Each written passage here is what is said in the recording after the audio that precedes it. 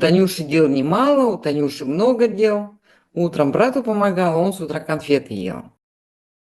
7 мая около 8:00 утра по местному времени на складе готовой продукции обогатительной фабрики в городе Нерюнгри произошел взрыв с последующим возгоранием метана и каменного угля. В результате взрыва 4 человека, находившиеся на складе, получили серьезные травмы. Пострадавшие были сначала госпитализированы в районную больницу, затем доставлены в ожоговый центр в Якутске спецрейсом санавиации. Губернатор Якутии Айсен Николаев ни слова не сказал о взрыве на фабрике. Ни слов поддержки пострадавшим, которые остались в живых, работники Якутугля. Ни слова о том, что вообще произошло.